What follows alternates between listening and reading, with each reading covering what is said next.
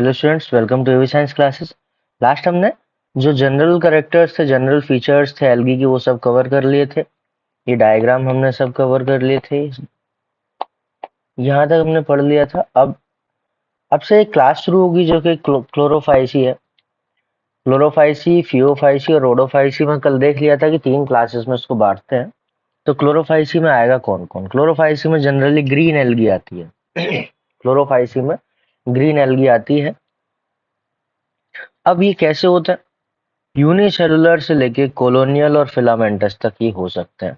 मतलब यूनिसेलुलर भी मिलेंगे, कॉलोनियल भी मिलेंगे और फिलामेंटस भी मिलेंगे। जैसे कि हम बात करते हैं वॉलवॉक्स की। तो वॉलवॉक्स कैसा है? वॉलवॉक्स यूनिसेलुलर होता है, साथ में कॉलोनियल होता है, और इसकी कॉलोनी का नाम होता है सिनोबियम। इसकी कॉलोनी का नाम होता है सिनोबियम। तो इस तरह से they are usually grass green due to dominance of pigment. कौन सा? क्लोरोफिल ए और क्लोरोफिल बी।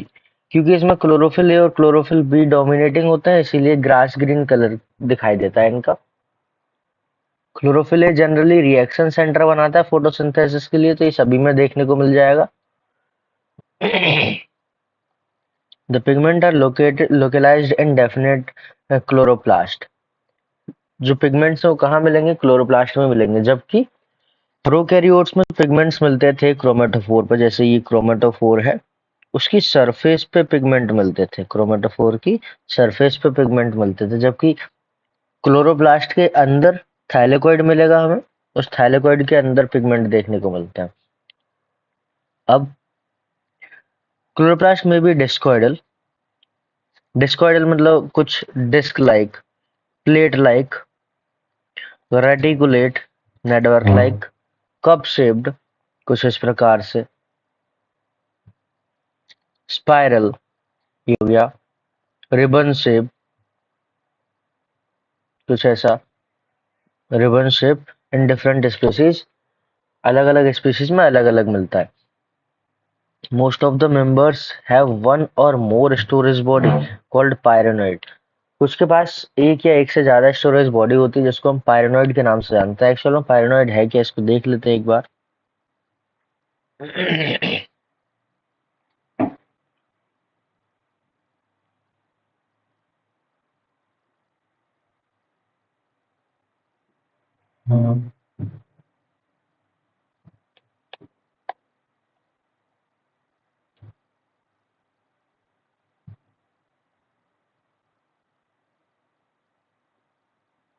जैसे ये क्लेमाइडोमोनास हो गया। इस क्लेमाइडोमोनास का जो क्लोरोप्लास्ट था, वो क्लोरोप्लास्ट कुछ इस प्रकार से, ये कप शेप्ड है क्लोरोप्लास्ट।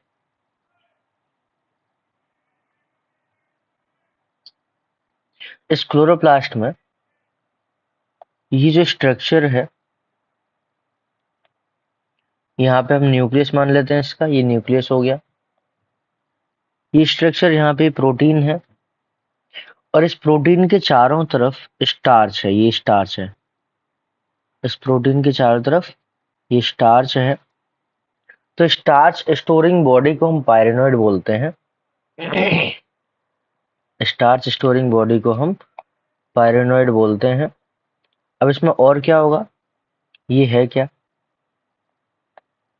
प्रोटीन जो कि सेंटर में लोकेटेड है, प्लस स्टार्च जो कि उसकी साइडों में लोकेटेड है। तो स्टार्च स्टोरिंग बॉडी है, इसको हम पायरेनोइड बोलते हैं। क्या काम करेगा? एक काम तो इसका स्टार्च स्टोरेज हो गया, स्टार्च स्टोरेज। और इसका दूसरा काम जो होता है वो होता है helps in CO2 fixation. Helps in CO2 fixation. तो पायरेनोइड जो है वो CO2 फिक्सेशन में भी हेल्प करते हैं। तो इस तरह से पायरेनोइड क्या होता है वो हमने देखा। पायरेनोइड कहाँ होगा? क्लोरोप्लास्ट में लोकेटेड होगा। Pyrenoid contains a protein beside starch. मतलब स्टार्च के साथ उसके पास प्रोटीन होती है। सम एल्गी में store food in the form of oil droplets, कुछ के पास ऑयल ड्रॉपलेट्स की फॉर्म में फूड स्टोर होता है, तो ये याद रखना है। Green algae usually rigid cell wall, green algae के पास सेल वॉल कैसी होती है, रिजिड होती है। सेल वॉल किसकी बनी होती है, हमने पढ़ा था सेलुलोज, गेलेटेंस, मेनेंस, कैल्शियम कार्बोनेट, इस तरह से कंपोनेंट हुआ करते थे। अब इसी में ये जो सेल वॉल है, रिजिड सेल वॉल, ये दो लेयर से मिलकर बनी होती है। ग्रीन एल्गी में सेल वॉल दो लेयर से मिलकर बनी होती है। बाहर की होती है सेलुलोज की, सॉरी अंदर वाली सेलुलोज की, और बाहर की होती है पेक्टोज की। तो अगर मैं इसका जनरल सा स्ट्रक्चर बनाने की कोशिश करूं, तो ये जो है ये इनर वॉल है, जिसको मैं सेलुलोजिक बोल देता हूं। इनर वॉल लेयर किसकी है, ये सेल्यूलोज की है। सेम इसी तरह से ये मैं आउटर वॉल लेयर बना देता हूँ। ये भी किसकी है, ये पेक्टोज की है। आउटर वॉल लेयर,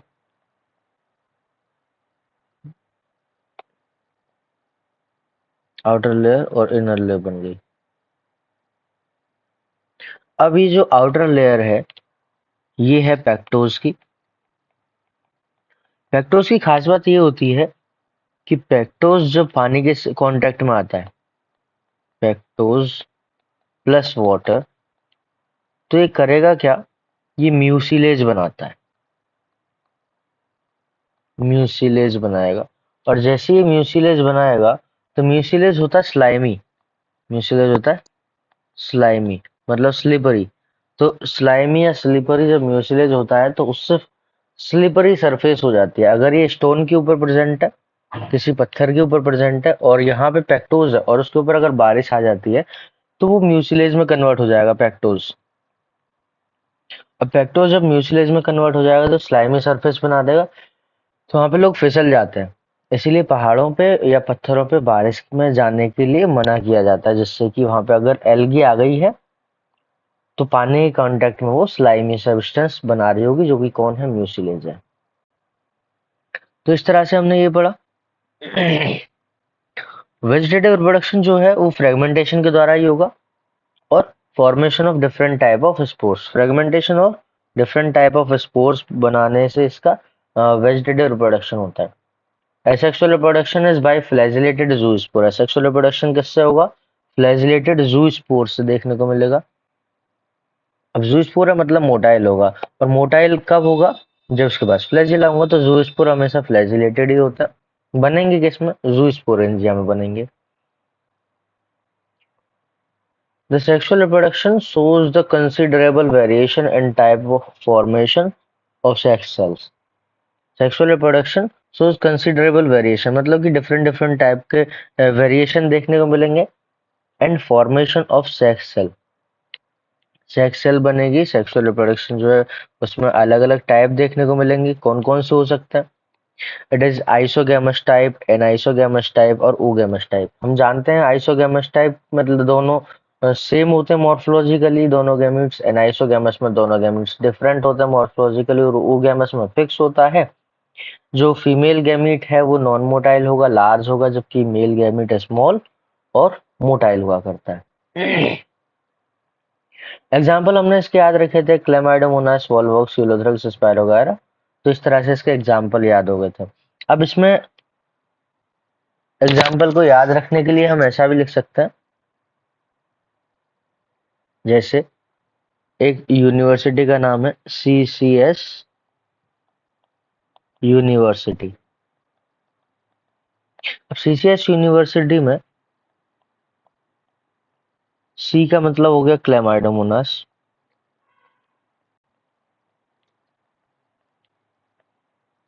फिर दूसरे सी का मतलब हो गया कारा, एस से स्पायरोगायरा,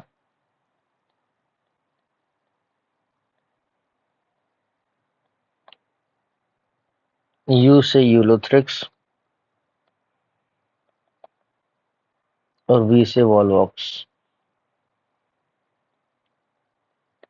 तो इस तरह से ये एग्जाम्पल हो गए किसके, ये एग्जाम्पल हो गए ग्रीन एल्गी के। अब ग्रीन एल्गी के एग्जाम्पल पढ़ने के बाद आते हैं फियोफाइसी पे। जो फियोफाइसी है उसको ब्राउन एल्गी के नाम से जानते हैं। Members of Phaeophyceae are brown algae. Members of Phaeophyceae और brown algae are found primarily in marine habitat. Marine habitat में जनरली मिलता है। मैराइन हैबिटेट हम जानते हैं कौन सा हैबिटेट, जो ओशियन वाला होता है उसको मैराइन हैबिटेट बोलता है। दे show a great variation in size form. Size and form, अलग अलग साइज के देखने को मिल सकता है, अलग अलग फॉर्म में देखने को मिल सकता है। They range from simple branched filamentous form. Simple branch filamentous, तो अगर कोई पूछेगा तो एक्टोकार्पस कैसा है, तो एक्टोकार्पस कैसा है, सिंपल है, साथ में ब्रांच्ड भी है, साथ में फिलामेंटस भी है। तो एक्टोकार्पस कैसा है, सिंपल है, ब्रांच्ड है और फिलामेंटस है। अब दूसरा, two profusely branched form represented by kelp. Profusely branched form मतलब कि बहुत ज्यादा ब्रांचेस जिसमें देखने को मिल सकती हैं। तो प्रोफ्यूजली ब्रांच्ड फॉर्म जो है वो कैल्प में मिल जाएगी। which may reach to which may reach a height of 100 meters, 100 metres तक ये जा सकती है। दे possess chlorophyll A, C, carotenoid, xanthophylls। अब यहाँ पे A होगा, C होगा, कैरोटीनॉइड होगा और xanthophylls होगा। xanthophylls में हम यहाँ पे बात करते हैं फ्यूकोजेंथिन की। xanthophylls में भी फ्यूकोजेंथिन की यहाँ पे बात क्या करते हैं। They vary in color from olive green to various shade of brown। Olive green से कई सारे ब्राउन कलर के ही शेड यहाँ पे देखने को मिल सकते हैं। डिपेंड करता है वहां पे ज़ैंथोफिल और फ्यूकोजेंथिन का अमाउंट कितना है। Olive green to various shades of brown, किससे डिपेंड किया, ज़ैंथोफिल और फ्यूकोजेंथिन के पिगमेंट के अमाउंट के बेसिस पे ये डिसाइड होता है कि इसका कलर क्या रहने वाला है। फूड स्टोरेज की अगर हम बात करें तो कॉम्प्लेक्स कार्बोहाइड्रेट की फॉर्म में फूड स्टोरेज होता है, कौन सा, लेमिनेरियन और मैनिटोल। तो ब्राउन एल्गी में फूड स्टोरेज लेमिनेरियन और मैनिटोल की फॉर्म में होता है। वेजिटेटिव सेल की अगर हम बात करें तो सेलुलोजिक सेल वॉल होती है जनरली, जो कि बाहर से एक जिलेटिनस कोटिंग के द्वारा कवर होती है एल्जिन के द्वारा। क्योंकि हमने अभी स्टार्टिंग में पढ़ा था जो क्लोरोफाइसिस से पहले लास्ट लेक्चर में, कि जो ब्राउन एल्गी होती है उससे ब्राउन एल्गी से एक हाइड्रोकोलोइड मिलता है जिसका नाम होता है एल्जिन। तो वो एल्जिन एक्चुअल में कहाँ होता है, वेजिटेटिव सेल्स की दो वेजिटेटिव सेल की दो लेयर की वॉल थी, एक सेलुलोजिक और एक जिलेटिनस। तो जो सेलुलोजिक वॉल थी वो इनर थी और आउटर साइड में कौन था, जिलेटिनस कोटिंग थी एल्जिन की। मतलब इसका अगर रफ डायग्राम बनाए तो ये जो बनेगा, ये जो बना ये सेलुलोजिक वॉल हो गई। इसके चारों तरफ ये एक एल्जिन की वॉल है, एल्जिन की लेयर है। तो सेलुलोज की लेयर इनर है, इनर सेलुलोजिक,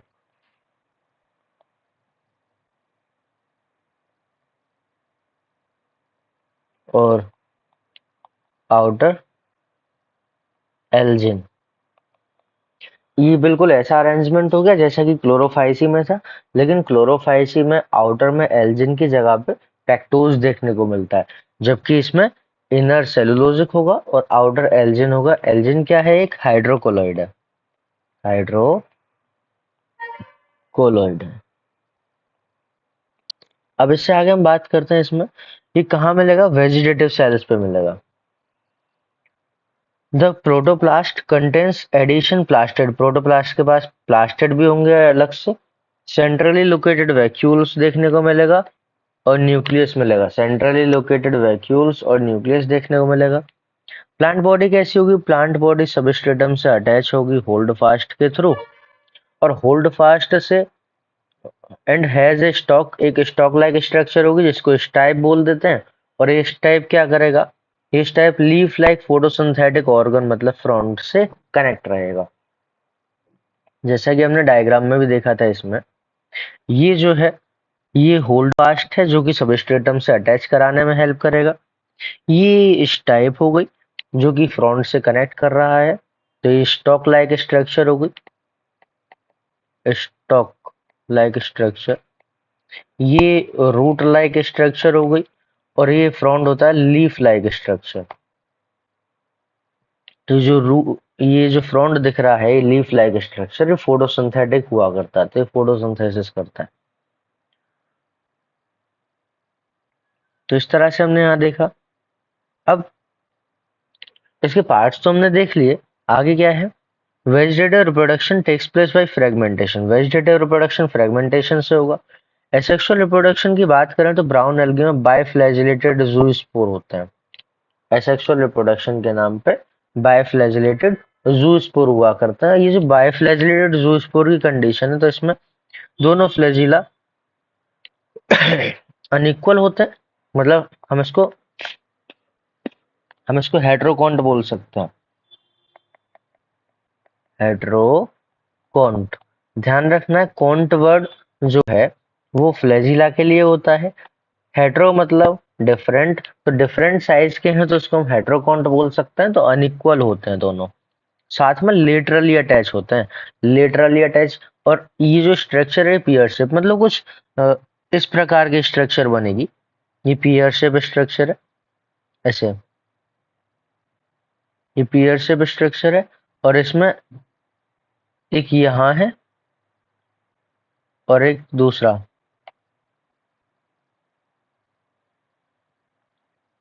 एक ये दूसरा कुछ इस तरह से हो सकता है। ये लेटरल हो गए, ये पियर शेप हो गए, तो इस तरह से ये बनेंगे। नेक्स्ट अगर हम बात करते हैं तो नेक्स्ट क्या मिलेगा इसमें हमें? सेक्सुअल रिप्रोडक्शन कैसा होगा? सेक्सुअल रिप्रोडक्शन में आइसोगैमस टाइप का भी हो सकता है, एनाइसोगैमस टाइप का भी हो सकता है, और oogamous टाइप का भी हो सकता है। यूनियन ऑफ गैमीट्स में टेक्स प्लेस इन वाटर और विद इन द oogoनियम। यूनियन मतलब कि यूनियन की बात, यूनियन को बोलता है फ्यूजन। तो गैमीट्स का फ्यूजन पानी में भी हो सकता है, और गैमीट्स का फ्यूजन पानी में भी हो सकता है, और गैमीट्स का फ्यूजन oogoनियम में भी हो सकता है, oogamous स्पीसीज में। oogamous एक स्पेसिफिक स्पीसीज है, उसके oogoनियम में ही फ्यूजन हो सकता है। और दूसरा, उसके अलावा बाकी सभी में, सभी स्पीसीज जो है रोडोफाइसी की, उसमें पानी में ही उसका फ्यूजन होगा। द गैमीट आर पायरिफॉर्म, गैमीट भी पियर शेप ही होते हैं, और उसके पास भी दो फ्लैजिला होते हैं जो कि लेटरली अटैच होते हैं। एग्जाम्पल में हम बोल देंगे एक्टोकार्पस, डिक्टियोटा, लेमिनेरिया, सर्गसम, फ्यूकस। तो इसको हम सेल्फ डिफेंस से भी याद रख सकते हैं, सेल्फ डिफेंस।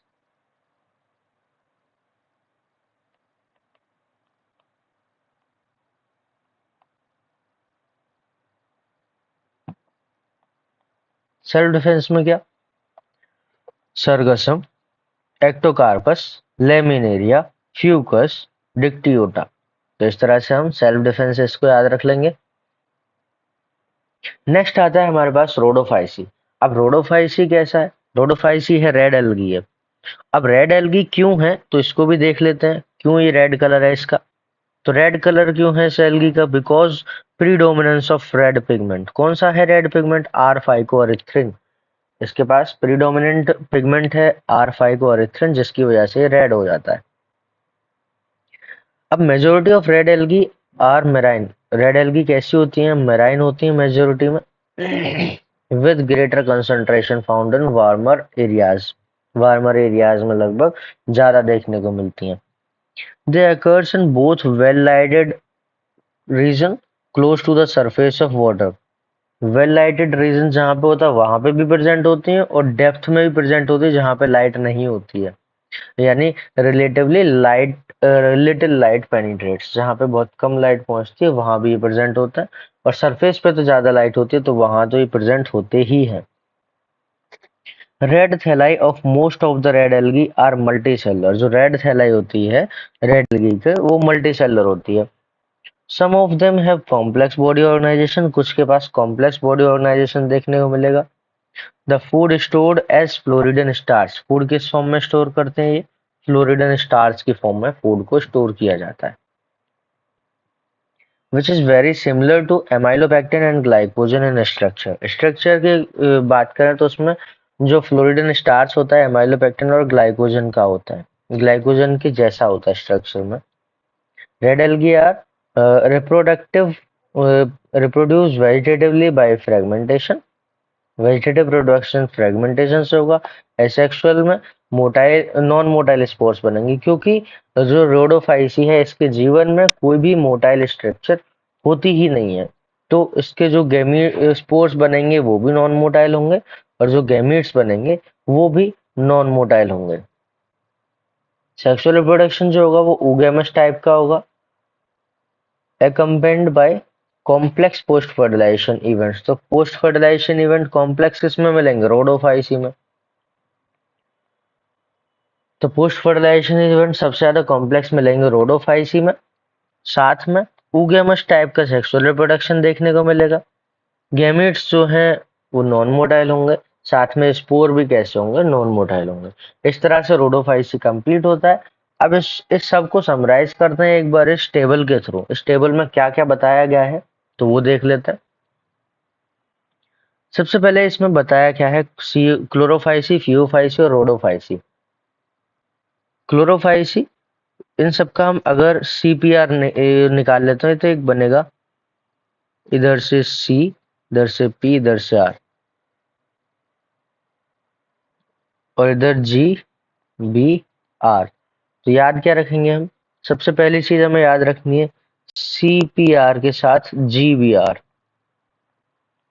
CPR के साथ GBR, मतलब Chlorophyceae green algae, Phaeophyceae brown algae, Rhodophyceae red algae. तो CPR GBR इसी सीक्वेंस में हम याद रखेंगे।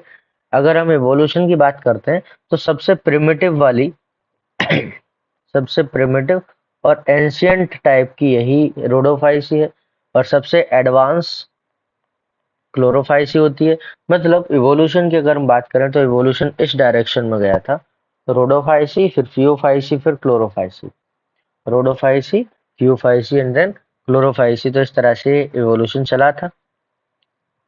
Chlorophyceae green algae, Phaeophyceae brown algae, Rhodophyceae red algae, CPR और GBR, तो इस तरह से हमें याद रखना। अब इसमें पिगमेंट की अगर हम बात करते हैं तो हम यहाँ पे देख पा रहे हैं कि क्लोरोफिल ए सभी में कॉमन है, तो इसको अलग से याद करने की कोई भी जरूरत नहीं है, क्योंकि क्लोरोफिल ए रिएक्शन सेंटर बनाता है। अगर रिएक्शन सेंटर नहीं होगा तो फोटोसिंथेसिस भी नहीं हो पाएगा, तो क्लोरोफिल ए सभी में कॉमन है। इसके बाद हम बात करते हैं सीक्वेंस BCD बना हुआ है, एज इट इज याद रखना है। क्लोरोफिल मतलब कि क्लोरोफाइसी में कौन कौन से मिलेंगे, क्लोरोफिल ए और क्लोरोफिल बी। फियोफाइसी में chlorophyll A, chlorophyll C. Rhodophyceae में क्लोरोफिल और क्लोरोफिल डी। तो ए सभी में कॉमन, फिर BCD हम याद रख लेंगे। उसके बाद जो हमने पढ़ा था ऑलिव ग्रीन कलर से लेके ब्राउन के डिफरेंट डिफरेंट शेड्स जो थे वो किस पे डिपेंड कर रहा था, फ्यूकोजेंथिन और जेंथोफिल के पिगमेंट के अमाउंट पे। फ्यूकोजेंथिन और जेंथोफिल के अमाउंट पे डिपेंड कर रहा था कि कैसा कलर उसका होने वाला है। तो फ्यूकोजेंथिन किसमें मिलेगा, फियोफाइसी में। प्रोनाउंसिएशन अगर हम चाहें तो मैच भी कर सकते हैं, फ्यूकोजेंथिन फियोफाइसी में, फ्यूकोजेंथिन फियोफाइसी में मिल जाएगा। अब दूसरा हम पढ़ते हैं जैसे कि एरिथ्रोसाइट्स, एरिथ्रोसाइट्स। अब एरिथ्रोसाइट्स RBC को बोला जाता है, तो RBC का कलर कैसा होता है, रेड। तो erythro word related to red colour, erythro word related to red colour, तो हम यहाँ पे कह सकते हैं कि रोडोफाइसी में फाइको अरिथ्रिन मिलेगा। क्योंकि यहाँ पे अरिथ्रो वर्ड या अरिथ्रिन वर्ड है, तो ये भी किससे रिलेटेड है? रेड पिगमेंट से रिलेटेड है। तो फाइको अरिथ्रिन कहाँ मिलेगा? रोडोफाइसी में। तो यहाँ पे हमें याद भी रखना है कि एक होता है आर फाइको अरिथ्रिन, ये होगा आर फाइको अरिथ्रिन और आर फाइकोसाइनिन, तो ये दोनों मिल जाएंगे यहाँ पे, आर फाइकोएरिथ्रिन और आर फाइकोसाइनिन। तो यहाँ पे आर फाइकोएरिथ्रिन ज्यादा अमाउंट में मिलता है, थोड़ी बहुत अमाउंट में आर फाइकोसाइनिन मिल जाएगा। अगर हम स्टोर्ड मटेरियल की बात करते हैं, तो ये जो सबसे टॉप पे हम पढ़ रहे हैं क्लोरोफाइसी है। क्लोरोफाइसी सबसे एडवांस है। इसका जो पिगमेंट है वो भी हायर प्लांट जैसा है, तो इसका स्टोरिंग मटेरियल भी कैसा होगा? हायर प्लांट जैसा।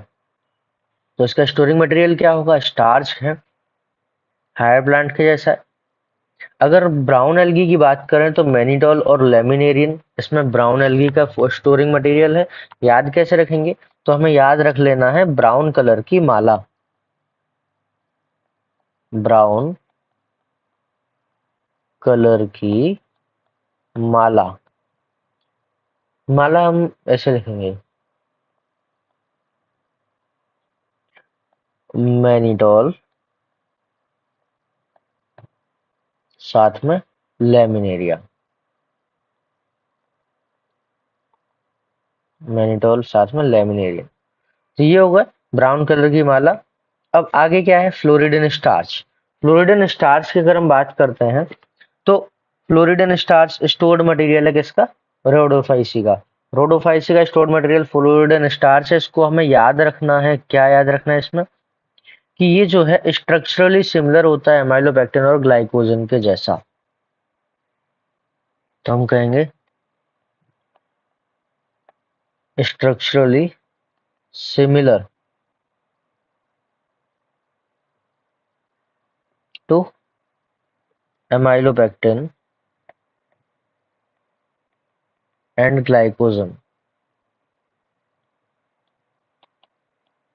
एमाइलोपेक्टिन और ग्लाइकोजन के जैसे स्ट्रक्चर में होता है। अगर हम इसके सेल वॉल की बात करें, तो हमने पढ़ा था सेलुलोजिक सेल वॉल, क्योंकि ये एडवांस जैसा है ना, तो सेलुलोजिक सेल वॉल। और सेलुलोज तो सभी में मिलेगा, सेलुलोजिक सेल वॉल होगी। साथ में हमने पढ़ा था इसमें कि इनर वॉल सेलुलोजिक है, लेकिन आउटर किसकी थी? एल्जिन की थी। तो बाहर में इसमें एल्जिन मिल जाएगा, जो कि कौन है? एक हाइड्रोकोलोइड है। अभी जो हाइड्रोकोलोइड होता है, हमने पढ़ा हुआ है कि इसमें वाटर होल्डिंग कैपेसिटी ज्यादा होती है। अब सेलुलोज पेक्टिन, सेल उसमें रोडोफाइसी में सेलुलोज तो हो गए, फिर उसके बाद पेक्टिन और पॉलीसल्फेट ईस्टर, ये याद रखना है। पेक्टिन और पॉलीसल्फेट ईस्टर जो है इसमें ज्यादा हुआ करता है, बाकी सब कॉमन है। अब जो फ्लैजिला की बात है, तो फ्लैजिला को हम सीक्वेंस में समझते हैं, क्योंकि इवोल्यूशन इसी डायरेक्शन में हुआ था। इस डायरेक्शन में अगर इवोल्यूशन हुआ था, तो फ्लैजिला सबसे पहले रोडोफाइसी में एब्सेंट थे। रोडोफाइसी में कोई फ्लैजिला नहीं है। अब फियोफाइसी में दो फ्लैजिला आए, वो दो फ्लैजिला अनइक्वल थे, मतलब हेट्रोकॉन्ट वाली स्थिति थी, हेट्रोकॉन्ट वाली स्थिति थी। तो दो फ्लैजिला आए, अनइक्वल थे, साथ में लेटरल थे। लेटरल हम कह सकते हैं कि कुछ इस प्रकार से पियर शेप का था, और यहाँ पे कुछ इस तरह से फ्लैजिला थे। सबसे एडवांस वाली में 2 से लेके 8 आने लगे, और सारे इक्वल हो गए और सारे अपाइकल हो गए। तो 2 से लेके 8 कुछ इस प्रकार से, सारे इक्वल होंगे और सारे अनइक्वल होंगे, तो सारे इक्वल होंगे और सारे अपाइकल होंगे। इस तरह से ये फ्लैजिला की पोजीशन हुई। अब इसके अपीयरेंस की बात करें, तो इसमें fresh water, brackish water, salt water, ये सब जगह देखने को मिलेगी एडवांस वाली। अगर थियोफाइसी की बात करें, तो ये फ्रेश वाटर में बहुत कम मिलती है। कहाँ मिलेगी? Brackish water. ब्रैकिश वाटर मतलब होता है रुका हुआ पानी, जो होता है स्टेगनेंट वाटर जैसा, छिछला पानी इसको बेसिकली बोलते हैं। तो ब्रैकिश वाटर में और सॉल्ट वाटर में, ब्रैकिश वाटर में जो सैलिनिटी है वो ज्यादा होती है। अब फ्रेश वाटर में कुछ मिलेंगे ये, बाकी ब्रैकिश वाटर सॉल्ट वाटर में ज्यादा मिलता है देखने को। तो इस तरह से हमारा एल्गी खत्म होता है। नेक्स्ट है ब्रायोफाइट्स।